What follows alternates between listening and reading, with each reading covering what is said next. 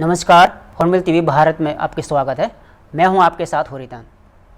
लोक भवन के सभागार में अंतर्राष्ट्रीय एमएसएमई दिवस पर हुए आयोजित कार्यक्रम में मुख्यमंत्री योगी आदित्यनाथ ने आज सीएम उद्यमी योजना के लाभार्थियों को 5-5 लाख के चेक वितरित किए। इसके अलावा लाभार्थियों को आवंटन पत्र भी वितरित किए गए। इस मौके पर सीएम योगी ने कई योजनाओं का लोकार्पण करते हुए लखनऊ के किसान बाजार में युद्ध अड्डा का भी लोकार्पण किया है।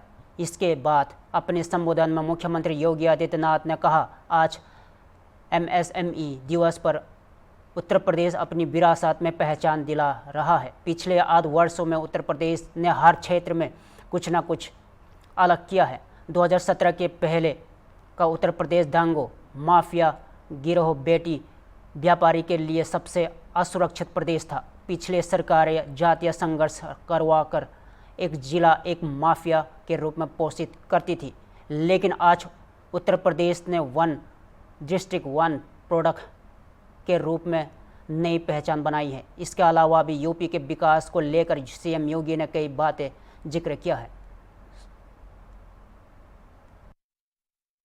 प्रदेश के अंदर युवाओं के लिए यूथ अड्डा बनाने का एक कार्यक्रम, जहां जाएं उनको बताया जा सके कि आप इस फील्ड में प्रशिक्षण ले लीजिए, आपको हम बैंक से जोड़ते हैं, आपको इस सुविधा मिल जाएगी।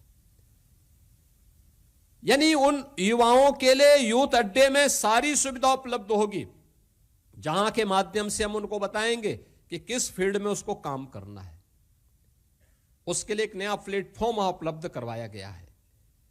अब उसे कार्यालय का चक्कर नहीं लगाना, एक जगह में बैठ करके वहां पे सारी सुविधाओं को देख सकता है, उसे फैसिलिटेट करेगा यह उत्तर प्रदेश सरकार का एमएसएमई विभाग।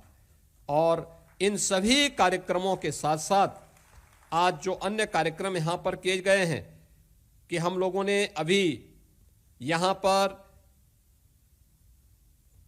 विश्वकर्मा श्रम सम्मान के माध्यम से भी जो परंपरागत हमारे हस्तशिल्पी और कारीगर थे, उन सबको भी टूल किट और उनके प्रशिक्षण का भी कार्यक्रम चलाया। आज पीएम विश्वकर्मा के रूप में देश के अंदर एक योजना बड़ी लोकप्रिय हो रही है। हर गांव में, हर कस्बे में ऐसे परंपरागत रूप से 16-17 कैटेगरी ऐसी हैं जो हमारी दैनिक जीवन की आवश्यकता की हिस्से बने हुए हैं। कोई नाव है, कोई मोची है, कोई बढ़ई है, कोई राजमिस्त्री है, कोई हलवाई है। किसी न किसी कार्य के साथ हमारा वास्ता उनके साथ दैनिक रूप में पड़ता है, लेकिन उपेक्षित था। आज की आवश्यकता के अनुरूप वह अपने आप को सर्वाइव नहीं कर पा रहा था। हमने उसके लिए भी एक योजना बनाई और विश्वकर्मा श्रम सम्मान योजना के माध्यम से उन्हें जोड़ने का काम किया है, टूल किट उपलब्ध करवाए। बता दें कि कृषि के बाद एमएसएमई ऐसा विभाग है जो युवाओं को सबसे ज़्यादा रोजगार देता है और खुद रोजगार देने वाला बनाता है। इस मौके पर हॉर्नबिल टीवी से बातचीत में यूपी सरकार के एमएसएमई मंत्री राकेश सचन ने बताया कि योजना की है कि आने वाले समय में प्रदेश के हर युवा को नौकरी दे। साथ ही अब तक कितने युवाओं को नौकरी दी गई है, इस जानकारी को भी मंत्री राकेश सचन ने हॉर्नबिल टीवी से साझा की है। तो आइए।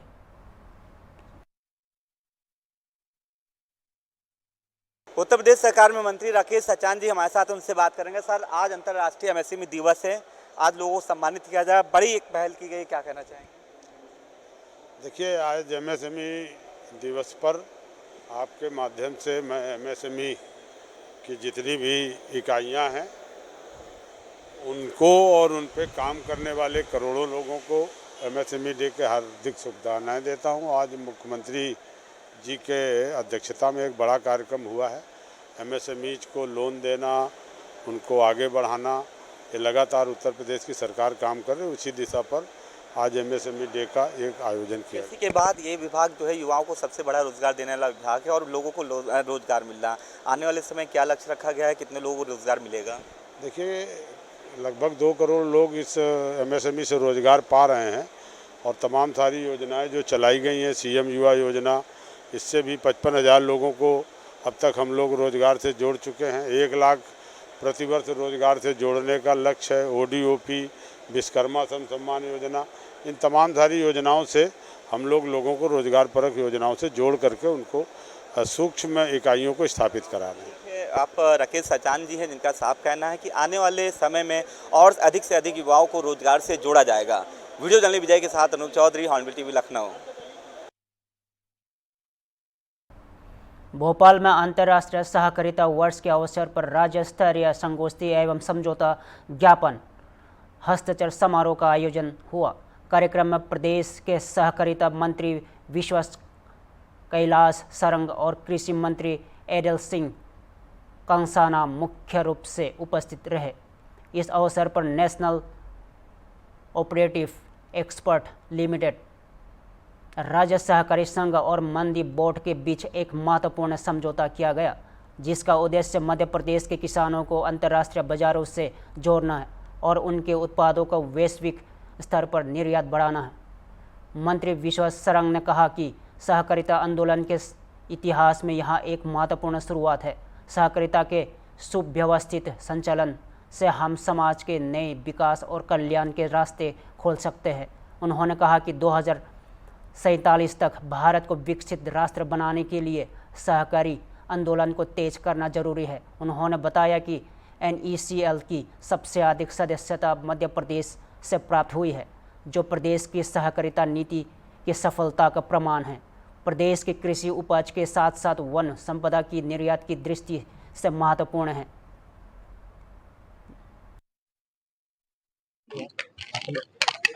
हमारे देश के यशस्वी प्रधानमंत्री नरेंद्र मोदी जी और सहकारिता मंत्री अमित शाह जी ने सहकारी आंदोलन को मजबूत करने और सहकारी आंदोलन के माध्यम से हमारे किसानों को उनकी फसल का और लाभ उपलब्ध कराने की मंशा से राष्ट्रीय स्तर पर कोऑपरेटिव सेक्टर में निर्यात की गतिविधि बनाने के लिए नेशनल एक्सपोर्ट कोऑपरेटिव लिमिटेड का गठन किया है, जिसके माध्यम से हमारे किसानों को उनके उत्पाद में अधिक से अधिक लाभ मिल सकेगा।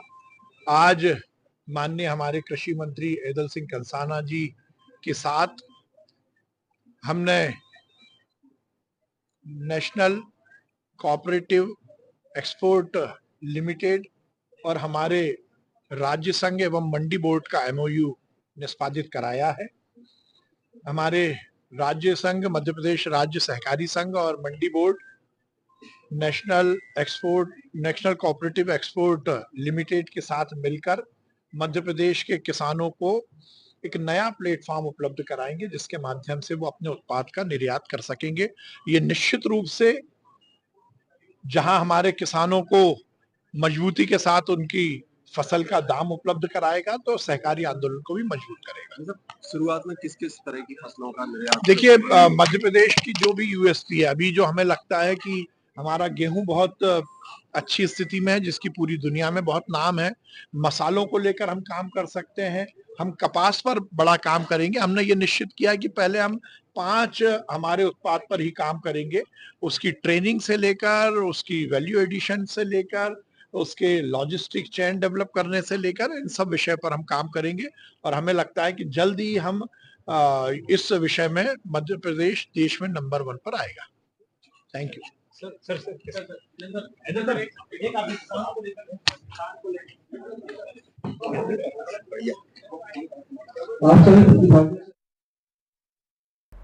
किसान अब CPP के माध्यम से अधिक मुनाफा कमा सकेंगे, जिससे उनकी आर्थिक स्थिति सुधर होगी। मंत्री एडल सिंह कंसाना ने भी इस पहल की सराहना की और कहा कि पहले कृषि और सहकारिता एक साथ थे। आज विभाग भले ही अलग है, लेकिन विचार और उद्देश्य एक है। उन्होंने कहा कि सहकारिता आंदोलन से ही सरकारें बनती है और गिरती रही है, इसलिए इस प्रणाली को और मजबूत बनाना जरूरी है।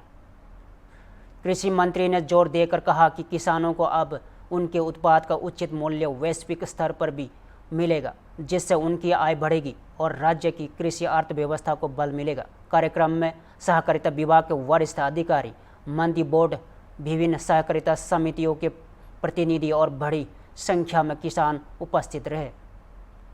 तो हमारा देश कृषि प्रधान देश है और जब कृषि और सहकारिता मिलेगी तो निश्चित तौर पे इसमें कोई बड़ी बात नहीं है, हमारा देश बहुत आगे बढ़ेगा।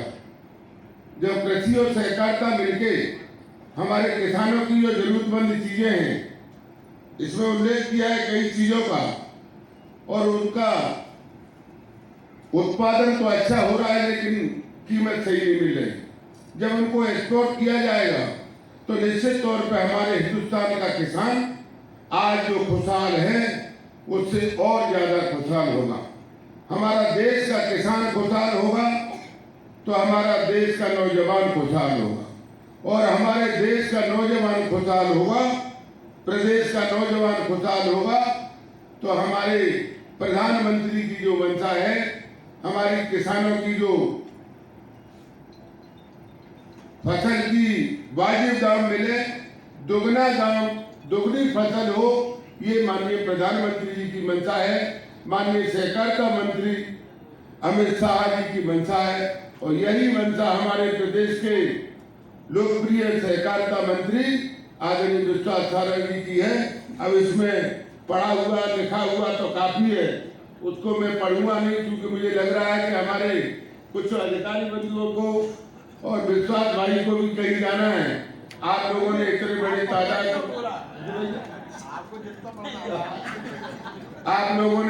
इतनी बड़ी तादाद में इकट्ठा होके हमारे IAS अफसर बैठे हुए हैं, ये फॉलो तो इनको करना है, लेकिन मुझे पूरा विश्वास है हमारे मंच पर मंचासी जो हमारे अधिकारी अफसर बैठे हैं, बड़े महत्वपूर्ण और जिम्मेदार लोग हैं। मुझे भरोसा है कि ये हमारी आज MOU हुई है, इसको सुकुशल तरीके से इसको आगे ले जाएंगे। मैं हमारे सहकारिता और कृषि के उज्जवल भविष्य की कामना करता हूँ, ईश्वर से प्रार्थना करता हूँ कि ये हमारा आज का जो कॉन्सेप्ट है, आज हमारा MOU हुआ है, ये बहुत आगे जाएगा, ऐसी मुझे विश्वास है। बहुत बहुत धन्यवाद। भोपाल के बनगंगा स्थित मुल्ला राजमूजी संस्कृति भवन में चल रहे विकास कार्यों का प्रदेश के संस्कृति राज्य मंत्री धर्मेंद्र सिंह लोधी ने निरीक्षण किया। इस दौरान उन्होंने यहां परिसर में बनाए गए अकादमियों के कक्ष और लाइब्रेरी का अवलोकन किया। इस दौरान संस्कृति विभाग के अधिकारी समेत कर्मचारी भी मौजूद रहे, जिसको लेकर संस्कृति और धर्म स्व राज्य मंत्री धर्मेंद्र सिंह लोधी ने कहा कि मुल्ला रामूजी संस्कृति भवन हमारी विविधताओं में से भरी संस्कृति को हरजने का महत्वपूर्ण केंद्र है, जिसके उन्नयन होने से अब यहाँ आने वाले लोगों सुव्यवस्थित तरीके से प्रदेश की संस्कृति को समझ सकेंगे। आज यहाँ निरीक्षण करके बहुत अच्छा लगा, क्योंकि पहले यहाँ की बिल्डिंग की हालत ठीक नहीं थी, लेकिन रिनोवेशन जब से हुआ है तो मुझे लगता है कि बहुत अच्छा काम यहाँ पर हो गया है। और संस्कृति परिषद का ये जो कार्यालय है अपने आप में, क्योंकि इसमें सारी अकादमी यहाँ पर हैं, साहित्य अकादमी भी है, उर्दू अकादमी भी है, पंजाबी अकादमी भी है, सिंधी अकादमी भी है। तो कुल मिला के अभी मैंने एक सुझाव और दिया कि बुंदेलखंड से संबंधित एक बुंदेलखंड अकादमी भी बनाएंगे। तो कुल मिला के ये है कि और भी अपन इसमें क्या आने वाले समय में किस प्रकार से और बोली भाषाओं की अकादमियाँ बनाकर किस प्रकार से इसमें जोड़ सकते हैं, उसके लिए काम किया गया है और शायद उसकी अनुमति भी प्राप्त हो गई है। तो जल्दी ही यहाँ और भी प्रयास करेंगे कि और भी अकादमियों के ऑफिस यहाँ पर खुल जाएं, और भी बोली भाषा जो हमारी मध्य प्रदेश की प्रमुख बोली भाषा है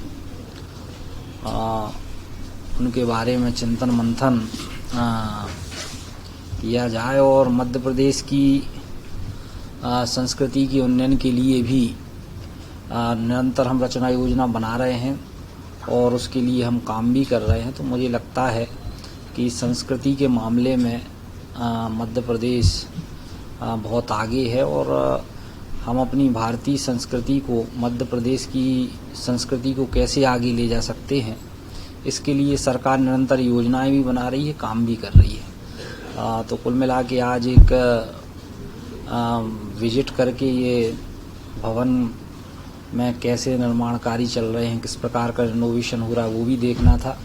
और एक अभी पुस्तकालय भी मैंने देखा, बहुत विस्तृत और बृहद पुस्तकालय यहाँ पर है, तो वो भी धीरे धीरे हम व्यवस्थित कर रहे हैं और आने वाले समय में उस पुस्तकालय में लोगों को पढ़ने की व्यवस्था भी हो, उसकी भी रचना योजना हम बनाएंगे, ताकि जो विद्यार्थी अपनी संस्कृति से परिचित होना चाहते हैं, साहित्य में रुचि रखते हैं, तो ये एक अच्छा स्थान उनके लिए होगा, क्योंकि यहाँ हर प्रकार का साहित्य उपलब्ध है और ऐसा दुर्लभ साहित्य उपलब्ध है कि मुझे लगता है कहीं और उपलब्ध नहीं होगा।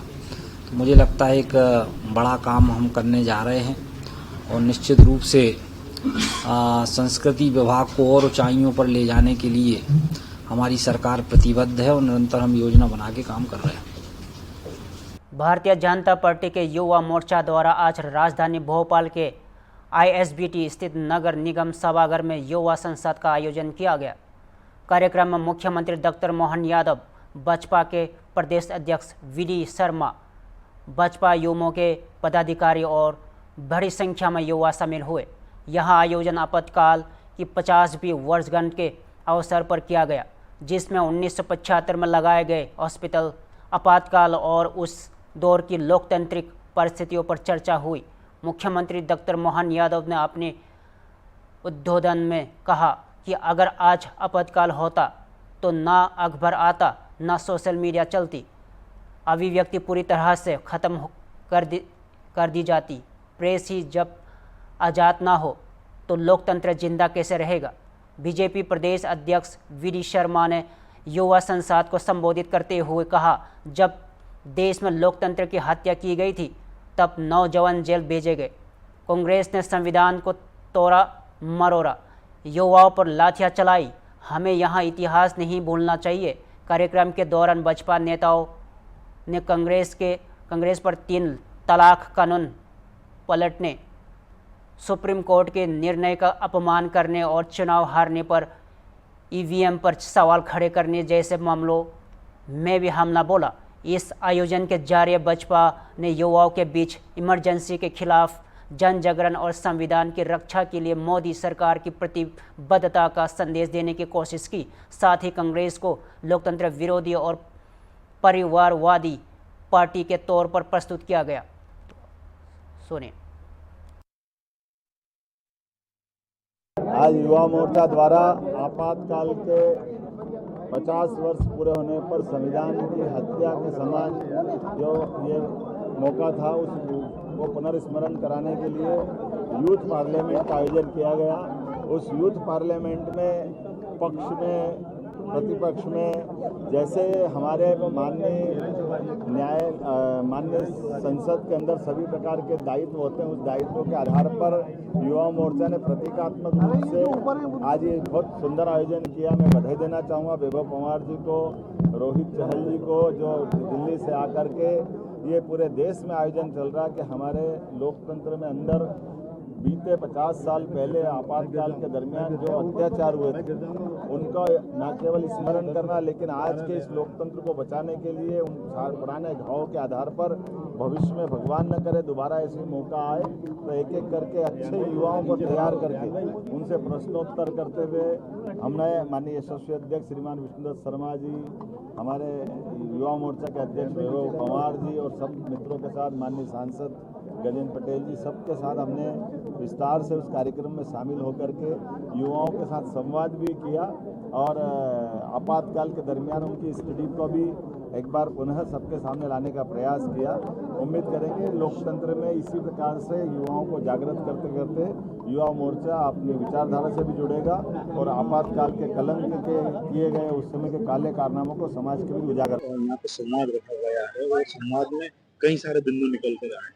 आखिर इस दिन की जरूरत क्यों पड़ी? आज की वर्तमान पीढ़ी को ये मालूम होना चाहिए कि देश के अंदर आपातकाल लगा करके किस प्रकार से अत्याचार किया गया, किस प्रकार से देश के लोगों को जेल में डाल दिया गया, किस प्रकार से फोर्सफुली नसबंदी कर दी गई, किस प्रकार से अखबार जगत को बंद कर दिया गया। ये सारे अत्याचार इमरजेंसी के माध्यम से इस देश के अंदर तथाकथित कांग्रेस की सरकार ने किए हैं। तो वर्तमान पीढ़ी इस पर चर्चा करे, युवा संसद के माध्यम से अलग अलग कई राष्ट्रीय मुद्दे यहाँ के यूथ उस पर चर्चा करने वाले हैं और इस प्रकार की चीजों को एक प्रकार से राष्ट्रभक्ति से भी प्रेरित है कि वर्तमान पीढ़ी को पता चलना चाहिए कि हमारे देश में कैसी कैसी ऐतिहासिक दुर्घटनाएं घटाई गई है। मुख्यमंत्री जी ने एक बात और कही, जो माँ ने किया फिर बेटे ने किया और उनके बेटे का बेटा भी कर रहा है, इसको कैसे देखते हैं? देखिए ऐसा है, राजीव गांधी कहते थे मैं 1 रुपए पहुंचाता हूं, नीचे 15 पैसे पहुंचते हैं।